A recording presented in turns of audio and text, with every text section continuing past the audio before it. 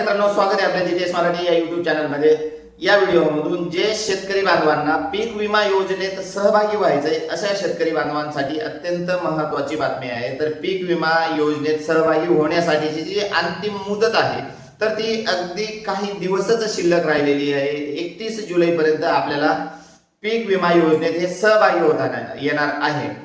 त्यापूर्वीच आपण पीक विमा योजनेचा फॉर्म हा भरू शकतो। आपल्या जवळच्या सीएससी सेंटरवर जाऊन आपण पीक विम्याचा फॉर्म हा भरू शकतो किंवा पीक कर्जधारक जे शेतकरी बांधव आहेत तर ते आपल्या जवळच्या बँकेत जाऊन सुद्धा फॉर्म हा भरू शकतात। पण आतापर्यंत जर बघितलं आपण तर बँकेत असा पीक विम्याचा फॉर्म अत्यल्प भरला जात असेल किंवा बऱ्याच ठिकाणी मी तर बघितलेले अजून भरला सुद्धा जात नाही किंवा आपण स्वतः मोबाईलवरून सुद्धा आपला पीक विम्याचा फॉर्म हा भरू शकतो। तर त्यासाठी जर बघितलं आपण आपल्याला फक्त आधार कार्ड, बँकेचं पुस्तक, आपला फार्मर आयडी ह्याच गोष्टी लागणार आहेत। त्यानंतर आपला तो पीक पेऱ्याचा फॉर्म पीक विमा भरण्यासाठी हा लागणार आहे। पीक पेऱ्याचा फॉर्म म्हणजे काय तर आपण प्रत्यक्षात शेतात कोणतं पीक पेरलेलं आहे याची संपूर्ण माहिती त्या फॉर्म मध्ये आपल्याला भरून द्यावी लागणार आहे।